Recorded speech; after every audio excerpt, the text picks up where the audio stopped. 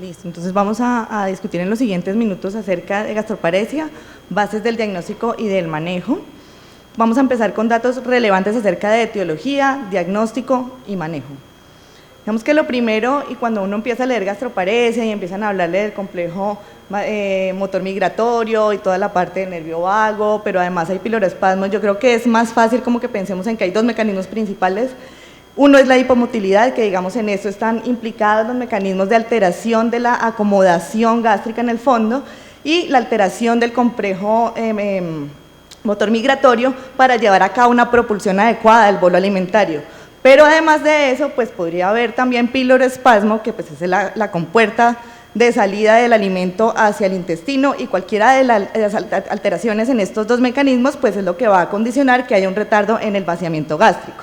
Es mucho más frecuente la primera, la hipomotilidad, lo que hace que sea más difícil pues lograr como unas estrategias de tratamiento a largo plazo con los pacientes por la limitación que hay con el uso de prokinéticos y de algunos medicamentos, pues que más adelante les voy a tocar. La definición de gastroparesia, ¿cuál es entonces? Entonces, es un síndrome caracterizado por un retardo en el vaciamiento gástrico en ausencia de una obstrucción mecánica con al menos uno de los siguientes síntomas asociados. ¿Y cuáles son los síntomas por los que consultan los pacientes? Plenitud postprandial, saciedad temprana, náusea, vómito y distensión. Y vamos a mirar más adelante cómo, dependiendo de la etiología de la gastroparesia, unos de los síntomas son más frecuentes en unos tipos que en otros. Otros términos que es importante tener presente y que es importante para el seguimiento y el manejo de los pacientes es que la severidad de la gastroparesia está dada por el impacto nutricional y el control de síntomas con el manejo farmacológico que ofrezcamos a los pacientes. Entonces, una gastroparesia leve va a ser cuando los síntomas son de fácil control, básicamente haciendo como algunas modificaciones en los hábitos de vida, algo de prokinéticos o dependiendo del síntoma predominante del paciente, pero no logra tener un impacto nutricional en el paciente, va a tener un peso normal y puede seguir con una dieta regular, fraccionada, pues de acuerdo a las recomendaciones transversales de tratamiento que hay para la gastroparesia. Una gastroparesia compensada, hay síntomas moderados que lo relatan como que al menos sean 3 veces a la semana, que se controlen, ya sea totalmente o parcialmente con los medicamentos tomados a diario, que tenga un estado nutricional, que se mantenga con ajustes dietarios para pues lograr que no haya una desnutrición. Y hay un término que es falla gástrica, que es ese paciente que tiene síntomas refractarios, que no está controlado con ningún tipo de tratamiento, que tiene imposibilidad de mantener la vía oral y va a estar recurriendo a las atenciones por urgencias y hospitalizaciones para el manejo nutricional, porque pues le es imposible tener la vía oral. Entonces, en cuanto ya sabemos qué es la enfermedad, ya sabemos qué síntomas están relacionados, ahora vamos a ver con qué frecuencia se presentan. Entonces, pues digamos, los estudios que hay como tal de epidemiología son algo antiguos, pero es que la gastroparesia no es una entidad que sea muy frecuente ni muy prevalente pues en nuestro medio, pues ni aquí ni en Estados Unidos, que es donde hacen sobre todo las descripciones epidemiológicas.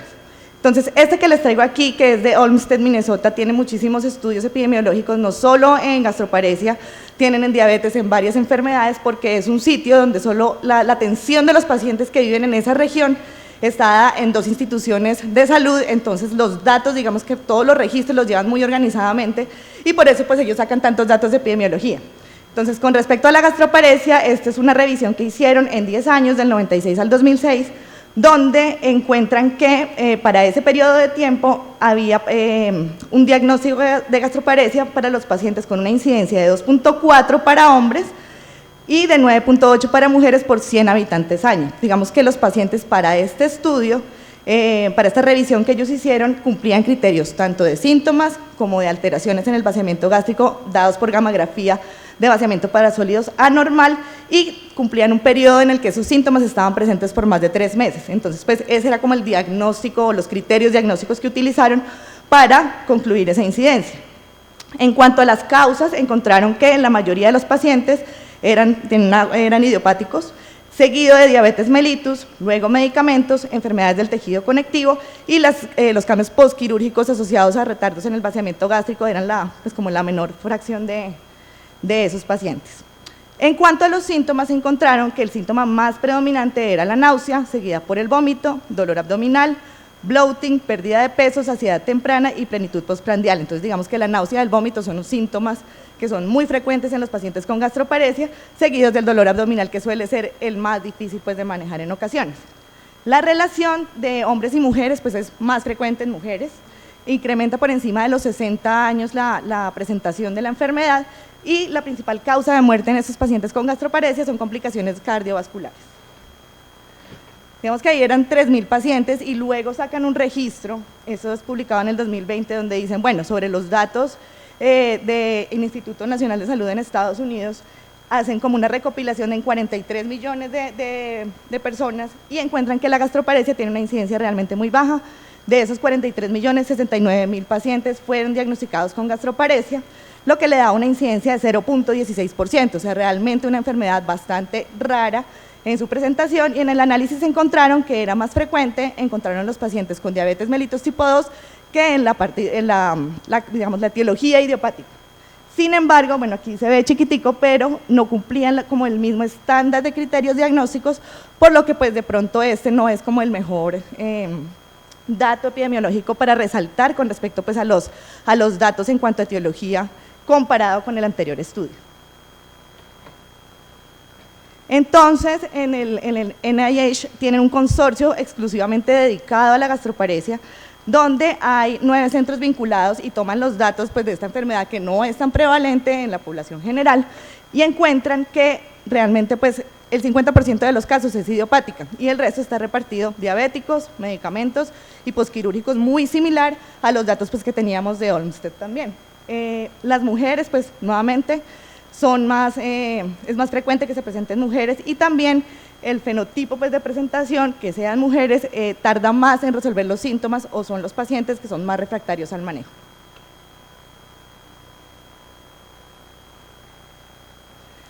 Pero dentro de las etiologías idiopáticas, pues que realmente es como muy raro, si uno descarta diabetes, bueno, no tiene medicamentos asociados, no ha sido operado, pues hay algunas causas y digamos esto fue como una curiosidad en el grupo del Hospital San Ignacio y se hizo esta publicación en el póster acerca del papel del Helicobacter pylori en los pacientes que tienen gastroparesia documentada como idiopática. Vemos que el número de pacientes es pequeño, fueron 32 pacientes, donde se diagnosticó gastroparesia basado en síntomas, en gamografías de vaciamiento alteradas, con pues vaciamiento anormal a las 4 horas, todos en fase sólida, y se documentó el Helicobacter pylori en las endoscopias y al dar terapia de erradicación, que fue efectiva en el 76% de los pacientes, se documentó en el seguimiento que el vaciamiento gástrico evaluado por gamografía había pues también mejorado. Entonces es como una hipótesis pues que hay, digamos que sumado también a lo que nos comentaba la doctora María Adelaida de pues Helicobacter y dispepsia, pues podría haber una asociación entre gastroparesia idiopática y Helicobacter pylori, pero es como una duda ahí, y esto pues es de un estudio que se hizo pues con ese número de pacientes. Entonces ya tenemos como el enfoque global, digamos, de la gastroparesia y vamos a descartar en una lista de chequeo pues cuáles son las causas principales: idiopática, diabética, posquirúrgica, medicamentos. Ojo con el uso de los opioides, que es tan frecuente en los pacientes y a veces no nos lo manifiestan de pronto en la consulta. Esa es una causa muy frecuente de retardo en el vaciamiento gástrico. Y digamos pues que ya las otras enfermedades que son más raras y de pronto más obvias también, como enfermedades del tejido conectivo, pues pueden cursar con esa alteración en el vaciamiento gástrico. Una vez hemos hecho todo el estudio de las posibles causas de la gastroparesia, es muy importante en la visita basal del paciente establecer la severidad de los síntomas, porque esto es lo que va a determinar a largo plazo el seguimiento y las modificaciones en la terapia que hagamos. Entonces, pues, digamos, el índice cardinal de síntomas derivados de gastroparesia, que tiene estos componentes, donde cada uno de los síntomas es evaluado de acuerdo a la severidad en los pacientes de 0 a 5, pues va a establecer como un punto de corte para arrancar y hacer la vigilancia en estos pacientes. Entonces, diagnóstico, etiologías, luego establecer la severidad de la enfermedad. Y con respecto al diagnóstico, pues en este momento el patrón de oro que hay es la gamografía de vaciamiento gástrico, con tecnecio 99 en 4 horas, que digamos hay algunas cosas que es importante tener presentes con respecto a cómo se realiza el estudio. Entonces, todos los pacientes deben tener un estudio de glucosa antes de ser llevados a la gamografía, que debe estar menos de 180 miligramos por decilitro. Se ha demostrado en los estudios que un valor superior de glucosa a ese va a dar, digamos, puede dar un retardo en el vaciamiento. Entonces, pues digamos que sería un estudio que no sería interpretable. Entonces, esa parte siempre hay que tenerla presente. Lo que les mencionan los médicos nucleares a los pacientes es, bueno, cuál es la carga calórica que va a tener esa comida que le van a hacer seguimiento en 4 horas, y debe ser de 255 a 267 kilocalorías. Digamos que eso se traduce en Huevos revueltos, 2 tajadas de pan con mantequilla y eso va a dar pues esas 255 kilocalorías. Y eso para nosotros suena muy bien, pero resulta que los asiáticos pues no consumen pan, entonces ellos hacen una variación en la dieta y lo hacen, en vez de pan pues ponen es arroz y huevo en agua para alcanzar más o menos la misma cantidad de kilocalorías. Ahora, en los alérgicos al huevo pues hay algunas sustancias que ofrecen que digamos tienen como esa consistencia viscosa que podría ofrecerle a los pacientes también como el estudio de vaciamiento sin tener que utilizar pues la dieta con huevo. Hay algunos estudios también donde los pacientes tienen tantos síntomas y son tan severos que requieren o solo toleran líquidos que hacen pues los estudios con Ensure, pero realmente pues la carga calórica no es adecuada y no se puede como extrapolar esos datos a esos pacientes, pero pues han estudiado de todas las formas para lograr hacer el diagnóstico teniendo en cuenta que ese es el patrón de oro. Ahora, hay otras estrategias para establecer el diagnóstico, digamos que sigue como en orden de uso en la literatura, el Smart Pill, pero pues esta es la cápsula inteligente, lo que va a hacer es medir pH, temperatura y presión, y se considera que un paciente puede tener gastroparesia cuando esta cápsula tarda más de 5 horas en pasar del estómago pues al duodeno, entonces eso establece como el diagnóstico de gastroparesia. Además de eso, pues va a ser como una evaluación del tránsito por todo el tracto digestivo y pues esto es digamos, como una medición global de la motilidad, pero pues no está disponible en muchos centros, es más costoso, la interpretación es un poco más dispendiosa, pero pues es una alternativa a la gamografía de vaciamiento. La manometría intraduodenal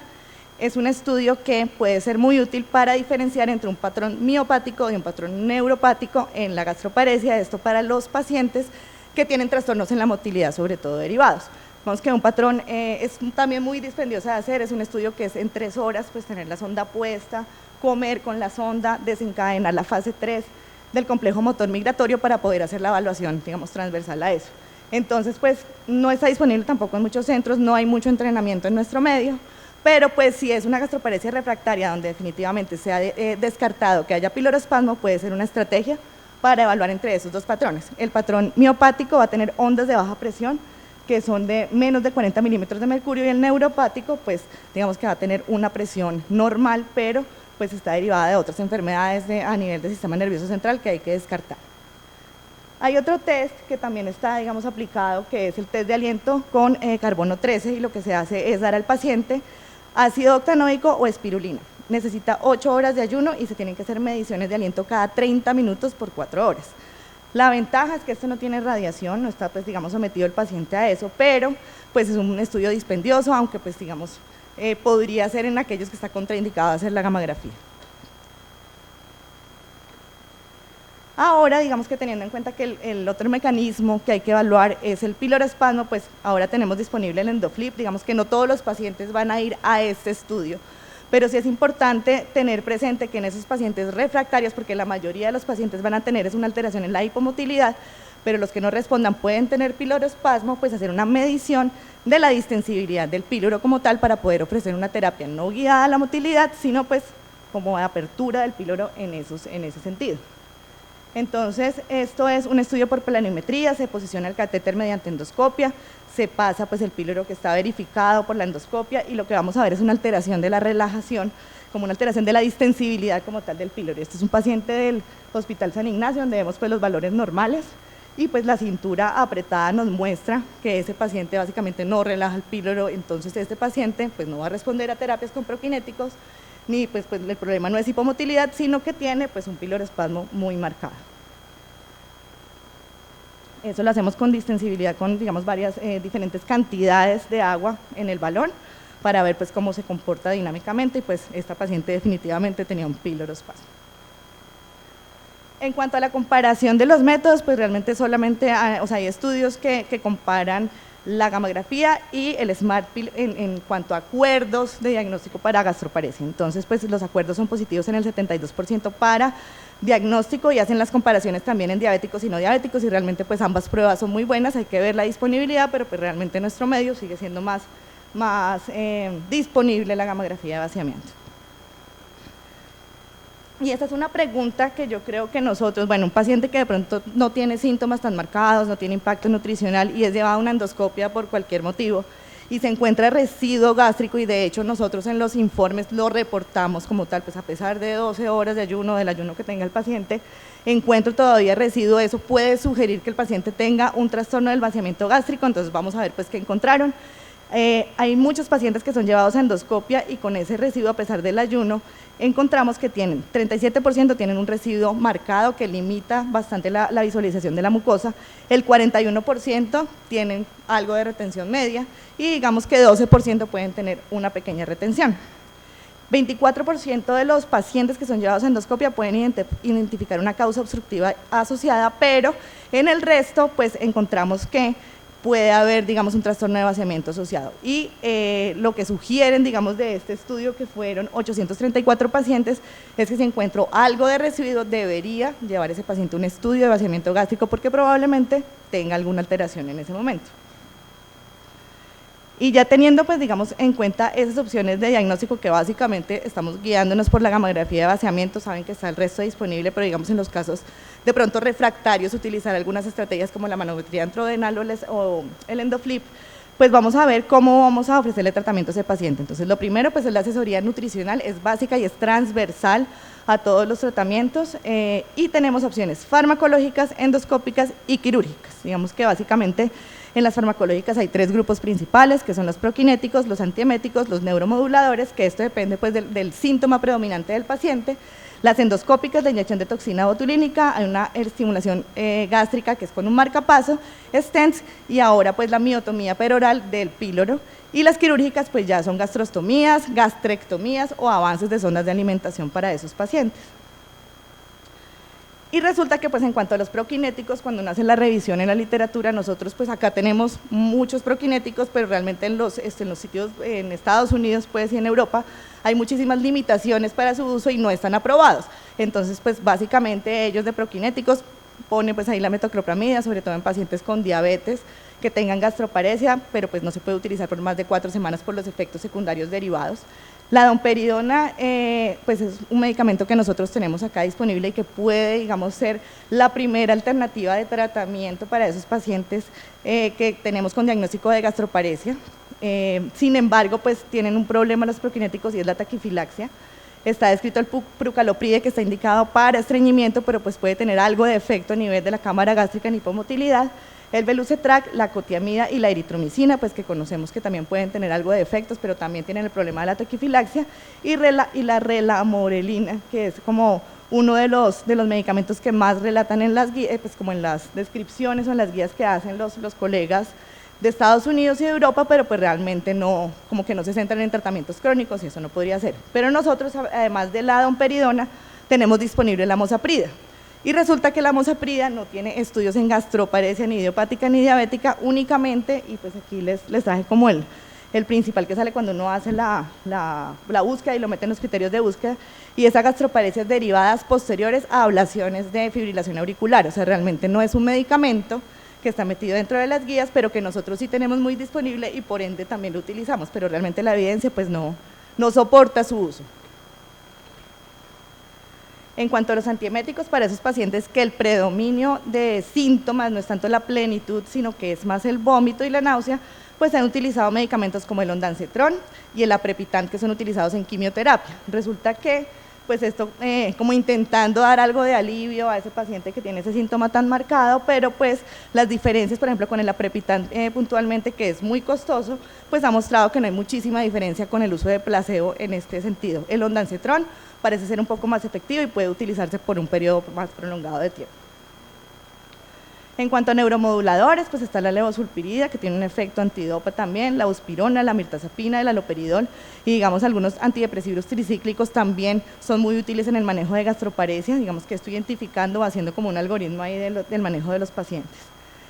Entonces, si vamos a ver en los pacientes que tengan como síntoma predominante náusea y vómito, pues cuáles medicamentos son los que nos sugieren utilizar y a qué dosis. La metoclopramida, 5 a 10 miligramos 3 a 4 veces al día, pero con el problema de los efectos secundarios, no uso por más de 4 semanas, es lo ideal. Algunos estudios los llevan a 12 semanas, pero realmente la tolerancia es muy mala.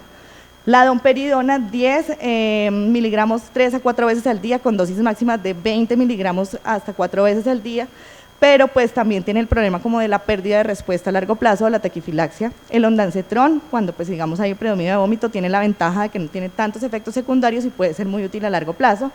La clorpromazina, la clorpromazina y escopolamina, digamos que son como otras alternativas, nosotros pues no la manejamos tanto. El aprepitant, con lo que les mencioné, podría tener un efecto, pero realmente pues comparado con el placebo no es mucha la diferencia. Hay algunos derivados de los cannabinoides que les han hecho estudios y que pues pueden responder en pacientes refractarios, los antidepresivos tricíclicos y el jengibre. Cuando el paciente tiene dolor abdominal, digamos que hay varias alternativas, hay algunos antiespasmódicos, hay amitriptilina, desmipramina, pregabalina y gabapentin, digamos que esos son los otros. Los opioides se prefieren no su uso porque además son como un causal de retardo en el vaciamiento gástrico también a largo plazo, pero pues digamos que están esas alternativas si el paciente tiene predominio de dolor.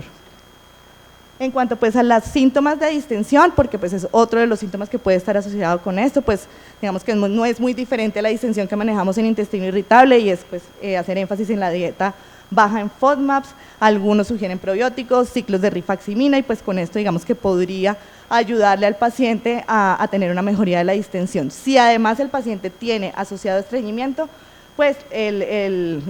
manejo con laxantes podría ser efectivo para mejorar ese síntoma. Hay alternativas endoscópicas, entonces digamos pues a los pacientes, estas son sobre todo pensando en la teoría de piloroespasmo, pero cuando se hace la revisión de las guías, digamos que esto es toxina botulínica, que el paciente ha tenido pues, digamos, contraindicaciones para otro tipo de tratamiento, sin embargo acá por ejemplo en la valoración de la función pilórica ninguno de los estudios tuvo como tal la documentación de piloroespasmo, sino fueron pacientes refractarios. Aún así, pues vemos que hay respuestas en el 76% de los pacientes con respecto a la mejoría de los síntomas con la aplicación de toxina botulínica. El tiempo, digamos, el periodo de tiempo de seguimiento más largo en estos estudios ha sido a 5 meses, entonces, pues digamos que no es muy diferente de lo que conocemos con respecto a la terapia aplicada para calasia, entonces, pues es un periodo de tiempo que no es muy prolongado, que de pronto sería como reservado para algunos pacientes que tengan contraindicación para otro tipo de terapias.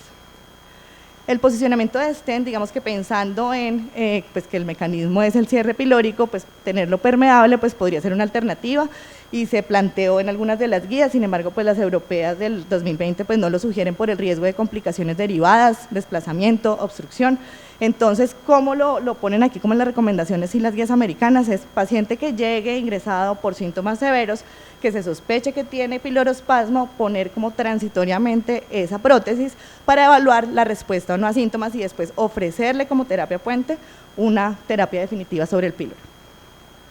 Está la electroestimulación, que es un marcapaso, digamos que esto es más para hipomotilidad, donde pues hay una estimulación eléctrica que va a favorecer que a partir del complejo motor migratorio se logre como esa propulsión de ondas, mejoría en la acomodación gástrica y pues pueda lograr como la propulsión a través de un píloro que no tenga piloroespasmo. Y teniendo en cuenta que pues está digamos en los pacientes con piloroespasmo está la alternativa del G-POEM, hacer la piloromiotomía peroral y pues digamos que los resultados hasta ahora, el grupo que más pacientes tiene son 100 pacientes con una adecuada pues respuesta de síntomas y ganancia de peso pues sin otras que han fallado a otras estrategias previas. Digamos que esto es para mostrarles, el G-POEM pues también se puede hacer el seguimiento posterior con el endoflip, entonces un paciente que tiene alteración en la distensibilidad, luego de hacer la intervención, pues se ve cómo la distensibilidad va a mejorar y pues es un píloro permeable. Digamos que ya lo último, y son los pacientes refractarios a los que nadie quiere llegar porque las terapias pues ya son muy radicales, es en estos pacientes que se ha documentado, se ha hecho pues como todo el escalonamiento terapéutico, digamos que como nosotros tenemos disponibles prokinéticos, neuromoduladores, medicamentos antieméticos, se documenta o se descarta si tiene piloroespasmo o si tiene piloroespasmo se hace la terapia de una sí no hay respuesta, pues casi que el tratamiento de elección ahí es la cirugía. Digamos que dentro de las opciones que muestran las guías, las sondas de nutrición nasoenteral, pero pues eso es una medida no más de un mes, muy incómodo, poco tolerado. Básicamente sería como para una reganancia de peso y pensar luego en intervenir el paciente de forma definitiva. La gastrostomía con extensión yeyunal, digamos como para hacer una derivación del estómago por otra vía, una yeyunostomía y pues la gastrectomía parcial también es como la medida más radical que hay para ese paciente que definitivamente no responde a ninguna de las estrategias. Entonces, pues acá era un poco el algoritmo que les mencionaba con respecto a los que han fallado y se piensa que puede ser benéfico hacerle una intervención a nivel pilórico, pues el posicionamiento del stent temporal. Sin embargo, pues ahora que está disponible en EndoFlip y si están los centros donde ustedes pues puedan acceder, pues evaluar si hay piloroespasmo no sería bastante útil para poder derivar ese paciente a una terapia dirigida al píloro o definitivamente ofrecerle otro tipo de alternativas. Pues la gastroparesia se asocia con otros trastornos de motilidad, básicamente es estreñimiento, hay algunos reportes de casos de acalasia, pero realmente no es una entidad que se asocie mucho con trastornos motores esofágicos, como sí lo hace en estreñimiento. El tránsito intestinal lento está presente en el 40% de los pacientes con gastroparesia, y digamos que aquí hacen como la evaluación en 206 pacientes y lo que encuentran es que ambos trastornos pues están presentes hasta en el 64% en este estudio. Entonces, pues digamos que una terapia, o sea, pensar en que ese paciente pueda hacer estreñimiento durante el curso de la evolución de la enfermedad, pues puede suceder. Ya como conclusiones, entonces las causas principales son la idiopática y la diabética. El patrón de oro para el diagnóstico sigue siendo la gamografía de vaciamiento gástrico para sólidos, pero no dejar de lado pues que hay otras alternativas que pueden ir haciéndose, digamos, no tanto como en el diagnóstico, también en el seguimiento o en el establecimiento de cuál es digamos, como el patrón que tiene la gastroparesia. Hay que verificar el protocolo de gamografía, digamos que la glucosa previa, el contenido calórico de la dieta que se le ofrece para hacer el estudio y que sea llevado a 4 horas y que no sean de líquidos, eso sí definitivamente ya pues está excluido para hacer el diagnóstico. Si se encuentra un residuo alimentario en endoscopio, pues la sugerencia, de acuerdo a lo que dice la evidencia, es sí, piense en que debería estudiar ese paciente porque hasta el 31% pueden tener una gastroparesia asociada. Y pues entre más temprano también se diagnostique la enfermedad, podemos establecer que el paciente no vaya a tener un impacto a nivel nutricional. El Smart Pill puede ser útil en pacientes diabéticos para diagnóstico, trastornos intestinales hasta el 40%, entonces diagnosticaríamos como ambas enfermedades. El manejo con dieta y prokinéticos como medida inicial, siempre evaluar el inicio de antieméticos consecutivos si el predominio es náusea y vómito. Tratamientos endoscópicos, pues los que les mencioné que están disponibles, la toxina botulínica como una terapia, pues hay los pacientes que no pueden ser llevados a otro tipo de intervención. Los stents no son recomendados, digamos, rutinariamente, pero pues algunos han visto que puede ser como una medida temporal durante la hospitalización para definir el manejo definitivo. Electroestimulación, G-Point, pues de acuerdo a la disponibilidad de experticia local y al diagnóstico de piloroespasmo, cirugía en casos refractarios y pues hay varias áreas de incertidumbre y es el tiempo de espera de tratamientos previo a medidas endoscópicas o quirúrgicas definitivas. Realmente no hay, digamos, como uno que diga, bueno, espere 3 meses, si no cambia de medicamento y este paciente pues si no responde al año debe ser llevado a una cirugía, realmente no hay como un establecimiento de tiempo. Yo creo que la severidad la van a dar los síntomas y el estado nutricional del paciente para poder ofrecer una terapia. Y pues el EndoFlip dentro del algoritmo diagnóstico, digamos que es un interrogante ahora, pero pues teniendo en cuenta en esos casos refractarios la disponibilidad de esta opción diagnóstica, pues podría ser útil en esos pacientes que sospechemos piloroespasmo.